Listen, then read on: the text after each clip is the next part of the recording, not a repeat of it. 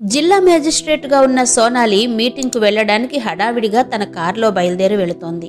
ఆ తర్వాత దారిలో వెళుతూ ఉండగా ఒక నిర్మానుష్య ప్రదేశంలో కారు పంక్చర్ అయింది.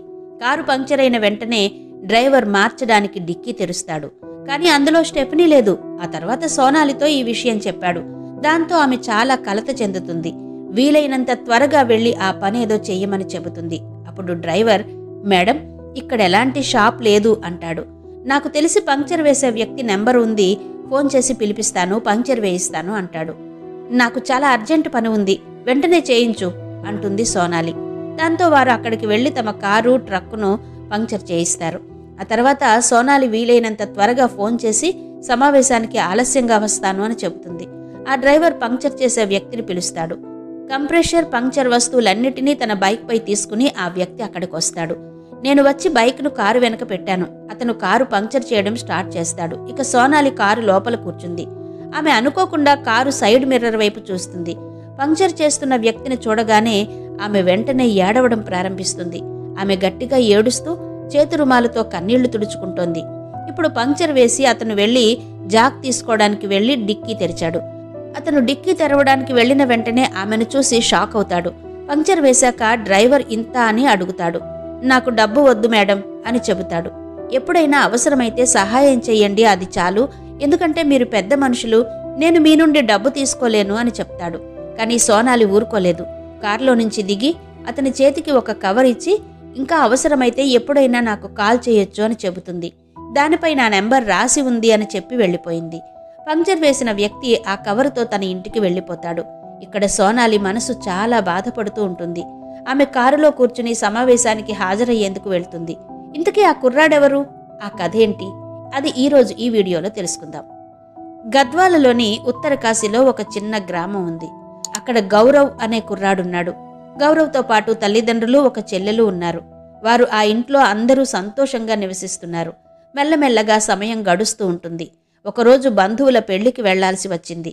ఆ పెళ్లిలో గౌరవ్ ఒక అమ్మాయిని చూస్తాడు. మొదటి చూపులోనే ఆమెతో ప్రేమలో పడతాడు. ఆ అమ్మాయి పేరు సోనాలి. సోనాలి కూడా గౌరవ్ తన వైపు చూస్తున్నాడని తెలుసుకుంటుంది. సోనాలి కూడా తొలి చూపులోనే గౌరవ్ను ఇష్టపడుతుంది. ఇద్దరూ ఒకరినొకరు చూసుకుంటూ ఉంటారు. మరోవైపు భోజనాలు చేయడానికి గౌరవ్ కుటుంబం వెళ్లి బంతిలో కూర్చుంటుంది. సోనాలి వాళ్ళందరికీ వడ్డిస్తుంది. ఆమె కూడా వచ్చి ఒక టేబుల్ దగ్గర కూర్చుంటుంది. ఇప్పుడు ఇద్దరూ మాట్లాడుకుంటూ ఉంటారు. ఒకరి పేర్లు మరొకరు చెప్పుకుంటారు. గౌరవ్ సోనాలి ఎవరో కాదు, తన బంధువు అని తెలుసుకుంటాడు. అంటే ఇద్దరూ ఒకరినొకరు పెళ్లి చేసుకునే బంధుత్వం ఉందనే విషయం ఇద్దరికీ అర్థమవుతుంది. ఇద్దరు ఫోన్ నెంబర్స్ని ఇచ్చిపుచ్చుకుంటారు. పెళ్ళైపోగానే ఇద్దరు ఎవరింటికి వాళ్ళు వెళ్లిపోతారు. ఇప్పుడు గౌరవ్, సోనాలి ఫోన్లో మాట్లాడుకోవడం మొదలుపెట్టారు. సోనాలి చాలా డబ్బున్న అమ్మాయి అన్న విషయం తెలుస్తుంది. గౌరవ్ వాళ్ళు మిడిల్ క్లాస్ అని అతనికి అర్థమవుతూనే ఉంటుంది. వారి వద్ద పెద్దగా డబ్బు లేకపోయినా మంచి ఫ్యామిలీ. అలా కొన్ని రోజులు ఇద్దరూ ప్రేమగా మాట్లాడుకున్నాక పెళ్లి చేసుకుందాం అనుకున్నారు. అప్పుడు గౌరవ్, మీరు డబ్బున్నవాళ్లు, మేము డబ్బు లేని వాళ్ళం, మన పెళ్లికి మన ఫ్యామిలీస్ ఒప్పుకుంటాయా అని అడిగాడు.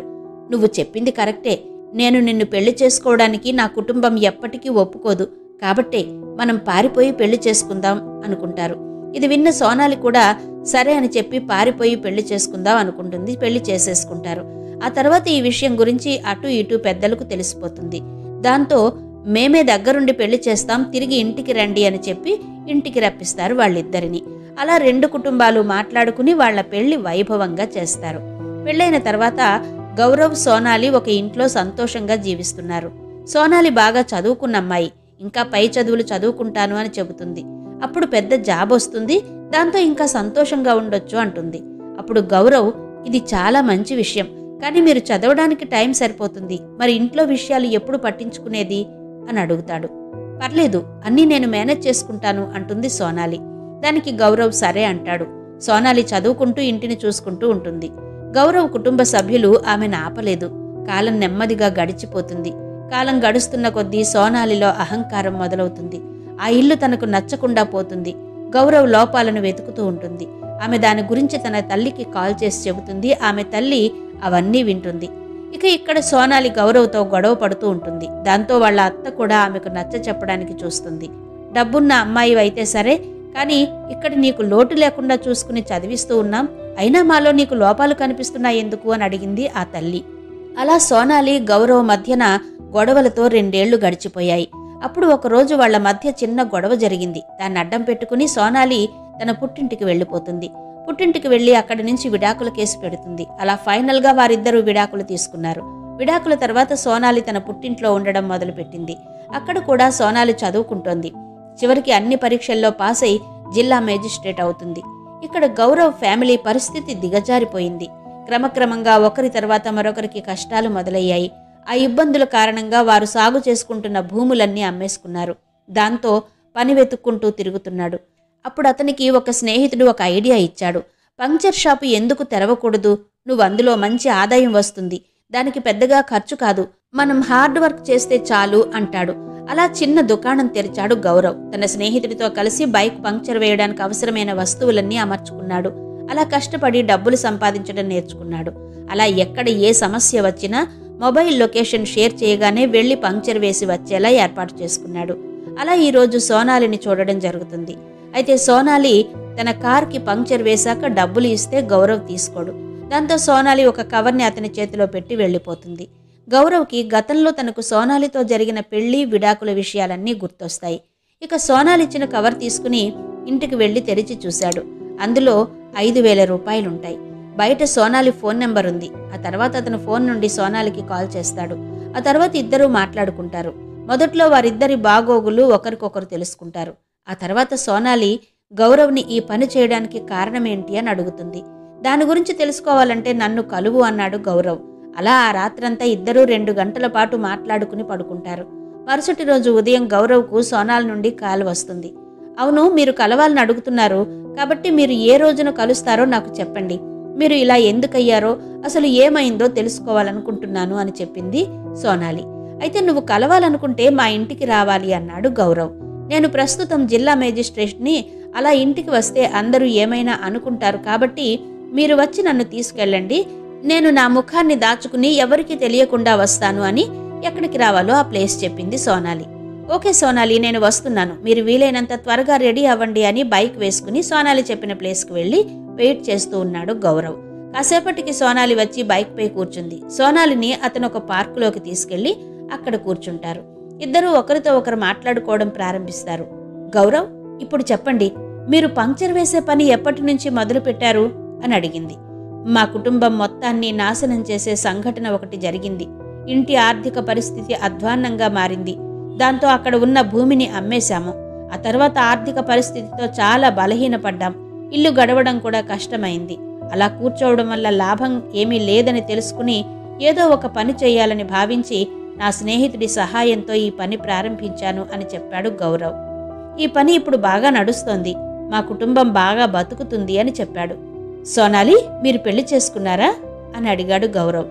అప్పుడు సోనాలి, నేను వివాహం చేసుకోలేదు అని చెప్పింది. అంటే నీ మెడలో మంగళసూత్రం ఉంది కదా అన్నాడు గౌరవ్. దాంతో సోనాలి, అది నువ్వు కట్టిన మంగళసూత్రమే. మనం విడాకులు తీసుకున్నాము, కానీ నేనిప్పటికీ మిమ్మల్ని నా భర్తగా భావిస్తున్నాను అంది. ఇప్పుడు గౌరవ్ కూడా ఇది కాస్త విని భావోద్వేగానికి గురై సోనాలితో ఇలా ఎందుకు చేశావు అని అడిగాడు. ఆ తర్వాత సోనాలి కూడా ఇది విని కాస్త భావోద్వేగానికి గురై నేను పెద్ద తప్పు చేశాను అంది. అప్పుడు గౌరవ్ అన్నాడు, ఏదేమైనా మీరిప్పుడు జిల్లా మేజిస్ట్రేట్ అయ్యారు, సంతోషంగా ఉంది అన్నాడు. అయితే సోనాలి గౌరవ్ మళ్లీ పెళ్లి చేసుకున్నాడని ఎవరో చెప్తే నమ్మేసి నిరుత్సాహానికి గురైంది. మీరు మళ్లీ పెళ్లి చేసుకున్నారట అని అడిగింది. అప్పుడు గౌరవ్, లేదు సోనాలి, అలాంటిదేమీ జరగలేదు అని చెబుతాడు. నువ్వు వెళ్ళిపోయాక నేనిలానే బ్రతుకుతున్నాను. మళ్లీ పెళ్లి చేసుకోవాలని ఎప్పుడూ అనుకోలేదు. నన్ను మరో పెళ్లి చేసుకోవాలంటూ కుటుంబ సభ్యులు ఎన్నోసార్లు చెప్పారు, కానీ నేను ఒప్పుకోలేదు. జీవితంలో ఒక్కసారే పెళ్లి జరుగుతుందని, ఆ తర్వాత పెళ్లి చేసుకోనని చెప్పాను. ఇప్పుడు సోనాలి ఈ మాట వినగానే ఆమె ముఖంలో మెరుపు మెరిసింది. గౌరవ్, నాకు నీతో ఒక పని ఉంది. మనం దగ్గరలో ఉన్న ఒక ఆలయానికి వెళ్ళాలి, రా అని చెప్పి తీసుకెళ్ళింది. గౌరవ్, నా తప్పులు క్షమించు, నన్ను మళ్లీ పెళ్లి చేసుకో అని అడుగుతుంది ఏడుస్తూ. ఈ మాటకు గౌరవ్ కూడా, సోనాలి, నన్ను కూడా క్షమించు, నా తప్పులుంటే మన్నించు. నన్ను చేసుకోమని అడుగుతున్నావు కాబట్టి, నాకు నువ్వు ఇష్టం కాబట్టి మనం మళ్లీ పెళ్లి చేసుకుందాం అన్నాడు. అలాగే ఇద్దరూ ఆ ఆలయంలో మరోసారి పెళ్లి చేసుకున్నారు. సోనాలి గౌరవ్కి కార్ అప్పచెప్పి తనని ఎప్పుడెప్పుడు ఆఫీస్కు తీసుకువెళ్లాలి అని టైమింగ్స్ చెబుతుంది. ఇప్పుడు సోనాలి అత్తగారింటికి వచ్చింది. మళ్ళీ సోనాలి ఇప్పుడు మళ్ళీ సంతోషంగా ఉంది. సోనాలి ఇప్పుడు డిఎం అయిందని తెలియగానే చాలా హ్యాపీగా ఫీల్ అవుతుంది. ఇక సోనాలి పేరెంట్స్ కూడా చాలా సంతోషంగా ఉన్నారు. ఇక లవ్ మ్యారేజీలో ఎవరు ఎలా ఉంటుందో వాళ్ళ పేరెంట్స్ కూడా చెప్పారు. లవ్ మ్యారేజ్ అయినా అరేంజ్ మ్యారేజ్ అయినా కమ్యూనికేషన్ చాలా ముఖ్యం. మీ భాగస్వామితో అన్ని విషయాలను షేర్ చేసుకోండి. మీ ఆలోచనలు, భావాలు, అవసరాలు పంచుకోండి. ఇలా మాట్లాడడం వల్ల అపార్థాలు తొలగిపోవడమే కాకుండా ఒకరినొకరు బాగా అర్థం చేసుకోవడానికి అవకాశం ఉంటుంది. మీ భాగస్వామికి ఎప్పటికప్పుడు వ్యక్తిగత స్వేచ్ఛ ఇవ్వండి. అంటే మీరు ఒకరికొకరు పూర్తిగా దూరంగా ఉండాలని కాదు. వ్యక్తిగత స్వేచ్ఛ ఇవ్వడం ద్వారా అది మీ బంధాన్ని మరింత బలపరుస్తుంది. ప్రతి విషయంలోనూ కండిషన్స్ పెడితే వారు మీతో పూర్తిగా సంతోషంగా ఉండలేరు. ఏ బంధంలోనైనా గౌరవం చాలా ముఖ్యం అని చెప్పారు. మీ భాగస్వామి ఆలోచనలు, వారి భావాలను గౌరవించండి. భార్యాభర్తలు ఒకరినొకరు గౌరవించినప్పుడు ఆ బంధం మరింత బలపడుతుంది. ముఖ్యంగా అందరిలో ఉన్నప్పుడు మీ భాగస్వామికి గౌరవం ఇవ్వకుండా హేళన చేయడం మీ బంధానికి ఏమాత్రం మంచిది కాదు. ప్రస్తుత కాలంలో చాలా మంది జంటలు ఉద్యోగం అనే హడావిడిలో ఒకరికొకరు టైం ఇవ్వలేకపోతుంటారు. కానీ మీరు మీ భాగస్వామితో వీలైనంత వరకు ఎక్కువ సమయాన్ని గడపండి. అది రొమాంటిక్ డిన్నర్ అయినా, సినిమా ప్లాన్ అయినా, లేదా కలిసి నడవడం అయినా, ఇలా మీరు మీ భాగస్వామితో సమయాన్ని గడపండి. ఇలా చేయడం ద్వారా మీ బంధం మరింత స్ట్రాంగ్ అవుతుంది. రిలేషన్షిప్లో చిన్న చిన్న సంతోషాలను దూరం చేసుకోకూడదు. ఒకరికొకరు అభినందించుకోవడం చాలా ముఖ్యం. మీ భాగస్వామి వారి కృషిని అభినందించడం ద్వారా వారు సంతోషంగా ఉండేలా చేస్తుంది. ప్రతి సక్సెస్ను సెలబ్రేట్ చేసుకోండి. ప్రతి బంధంలోనూ కష్ట సుఖాలుంటాయి. మీరు సానుకూలంగా స్పందించడం చాలా ముఖ్యం. కష్ట సమయంలో ఒకరికొకరు సపోర్టుగా ఉండండి. ఇలా ఎందుకు జరిగింది అని గొడవ పడకుండా నేనున్నాను అనే ధైర్యం ఇవ్వాలి. అలా ఒకరినొకరు సమస్యలు వచ్చినప్పుడు తోడుగా ఉంటే మీ బంధం మరింత బలపడుతుంది అంటూ చెప్పుకొచ్చారు. ఎప్పుడైనా జీవిత భాగస్వామికి అహంకారం వస్తే ఆమెతో కొంత మాట్లాడడం తగ్గించాలి. పరిస్థితి అర్థమయ్యేలా చెప్పి సర్దుబాటు చేసుకోవాలి అని చెప్పారు. మరి ఈ వీడియో మీకు ఎలా అనిపించిందో క్రింద కమెంట్ సెక్షన్లో చెప్పండి.